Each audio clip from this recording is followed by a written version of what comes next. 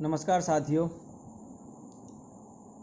स्वागत है आपका आज की इस वीडियो में, जिसका प्रकरण है पदार्थ एवं पदार्थ के समूह। एक शिक्षण योजना कक्षा 6 से विषय आओ समझें विज्ञान, जिसकी अवधि 40 + 40 मिनट, यानी यह भी 2 भागों में है, भाग 1 भाग 2। इसमें दिनांक, कक्षा, विषय, अवधि, कालांश और विद्यालय का नाम रहेगा। सीखने की प्रतिफल। बच्चों को पदार्थ के वर्गीकरण के आधार की जानकारी है तथा उन्हें पता है कि पदार्थों का वर्गीकरण क्यों आवश्यक है। बच्चों को अणु व परमाणु की संक्षिप्त जानकारी है। सीखने सिखाने की सामग्री। आसपास उपलब्ध वस्तुएं जैसे बर्तन, बाल्टी, चश्मा, मेज, कुर्सी, साइकिल, पंखा आदि। सीखने सिखाने की गतिविधियां और प्रक्रियाएं, जिसमें इसका ये पार्ट फर्स्ट है, भाग 1, चरण, अवधि, आकलन के तरीके। शिक्षण के आरंभ में शिक्षक बातचीत के द्वारा बच्चों से कुछ प्रश्न पूछेंगे। बच्चों, बाल्टी किस चीज़ की बनी होती है? कांच की बनी कुछ वस्तुओं के नाम बताइए। लोहा, प्लास्टिक, कांच, मिट्टी आदि क्या है? इस तरह से क्वेश्चन हो सकते हैं। इसकी अवधि 5 मिनट रहेगी, साथ में परिचर्चा व प्रश्नोत्तर भी रहेंगे। शिक्षक बच्चों को पदार्थ के विषय में बताएंगे।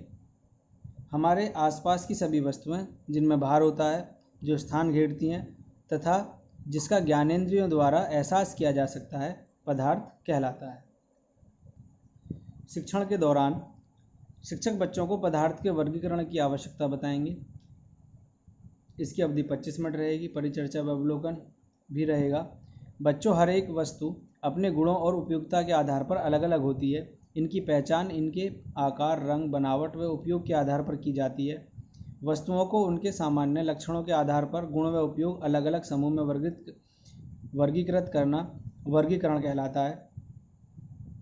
पदार्थ की बाह्य संरचना के आधार पर वर्गीकरण भौतिक वर्गीकरण कहलाता है तथा आंतरिक संरचना के आधार पर वर्गीकरण रासायनिक वर्गीकरण कहलाता है।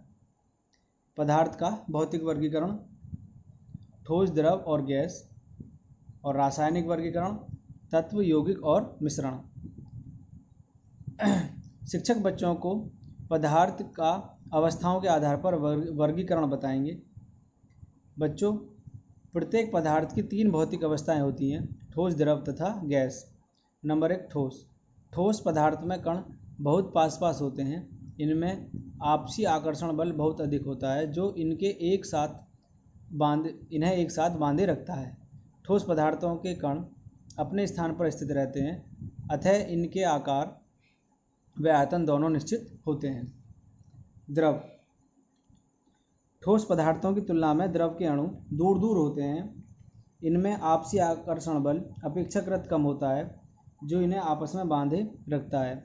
इसी कारण द्रव पदार्थों की आकृति निश्चित नहीं होती, परंतु कणों के एक सीमा में बंधे होने के कारण इनका आयतन निश्चित रहता है। गैसीय। नंबर 3, गैसीय पदार्थों के कण बहुत दूर दूर होते हैं और इनमें आपसी आकर्षण बल नहीं के बराबर होता है, अतः इनकी आकृति और आयतन दोनों ही अनिश्चित होते हैं।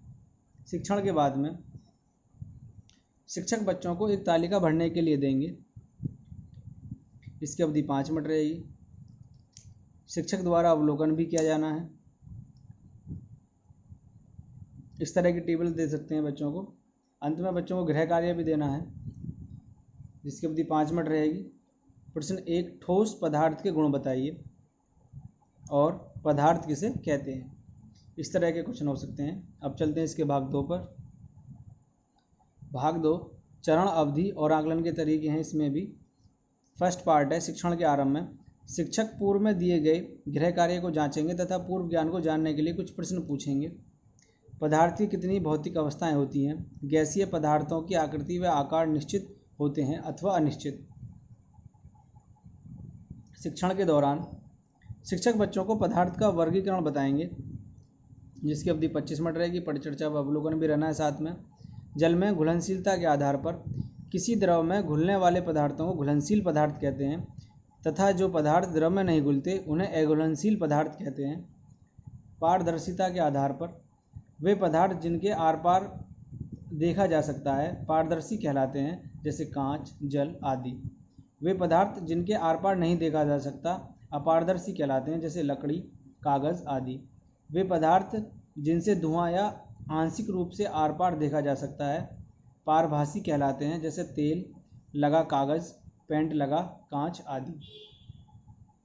कठोरता के आधार पर वे पदार्थ जो आसानी से दब जाते हैं मुलायम पदार्थ कहलाते हैं, जैसे रुई, स्पंज आदि। वे पदार्थ जो अंगुलियों से दबाने पर नहीं दबते कठोर पदार्थ कहलाते हैं, जैसे लकड़ी, कांच के टुकड़े, पत्थर आदि।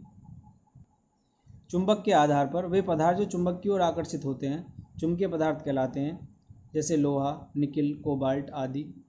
वे पदार्थ जो चुंबक की ओर आकर्षित नहीं होते अचुंबकीय पदार्थ कहलाते हैं, जैसे लकड़ी व बुरादा। शिक्षक बच्चों को अणु व परमाणु के विषय में बताएंगे। अणु पदार्थ का वह सूक्ष्मतम कण जो स्वतंत्र अवस्था में रह सकता है तथा उसमें पदार्थ के सभी गुण विद्यमान होते हैं अणु कहलाते हैं। परमाणु पदार्थ का वह सूक्ष्मतम कण जो स्वतंत्र अवस्था में नहीं रह सकता परंतु रासायनिक अभिक्रिया में भाग लेता है परमाणु कहलाता है। शिक्षण के बाद में शिक्षक बच्चों से कुछ प्रश्न पूछेंगे जिसकी अवधि 5 मिनट रहेगी, साथ में प्रश्नोत्तर भी रहेंगे। पारदर्शी पदार्थ किसे कहते हैं? 2 चुंबकीय पदार्थों के नाम बताइए। अंत में बच्चों को गृह कार्य देना है। चुंबकीय पदार्थ किसे कहते हैं? परमाणु किसे कहते हैं?